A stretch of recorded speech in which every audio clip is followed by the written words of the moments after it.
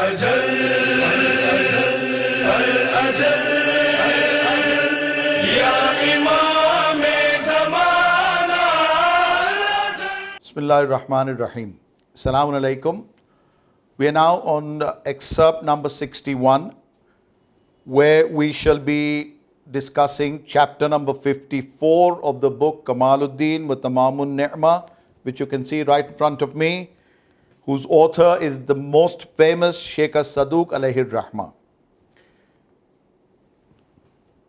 There is a question which we have some time or the other, all of us have got this question in our mind, to which the answer has not been very clear.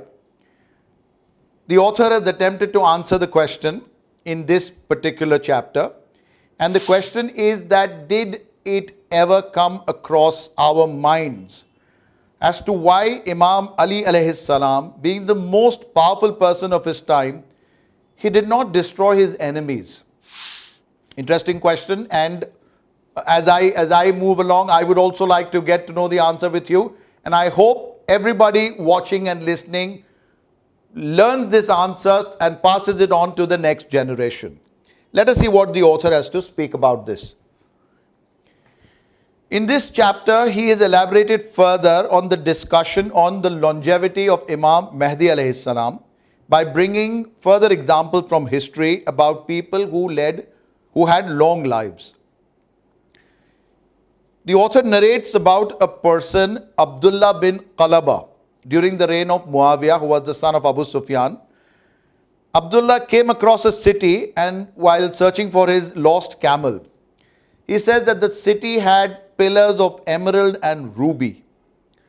When this piece of information, when this news reached Muawiyah, he inquired about it and got to know that this was the same city that Shaddad had built based on the descriptions of paradise. Now this city took 300 years to build, and Shaddad himself lived for 900 years.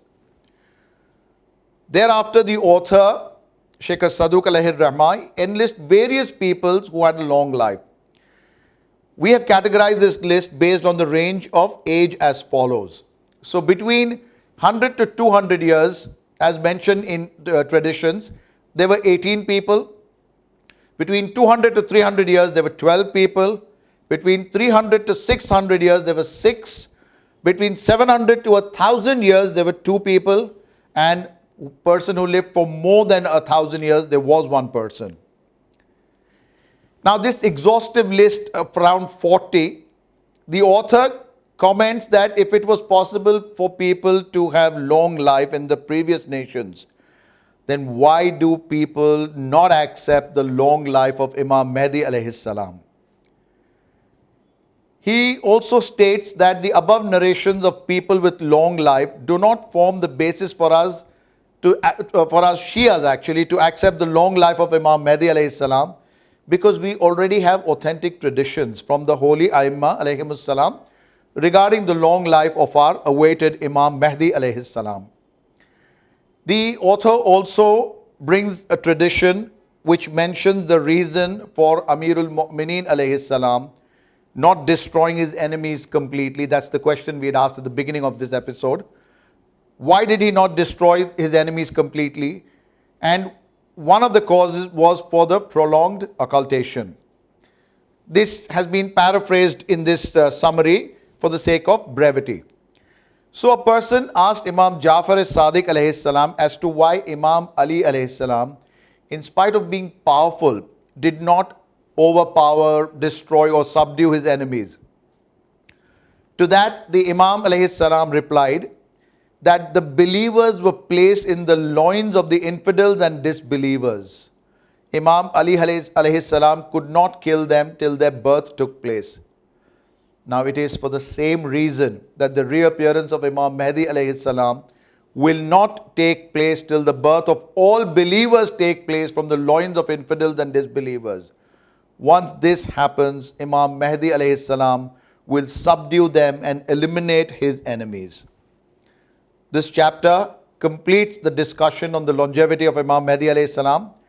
Inshallah, we will be covering the reward of awaiting for Imam Mahdi alayhi salam's reappearance in the next summary. We pray to Allah the Almighty to hasten the reappearance of our beloved Imam, as we hope to lead a long and healthy life enough to witness his reappearance, where he fills the world with justice, equity and happiness. Khuda Hafiz. Thank you.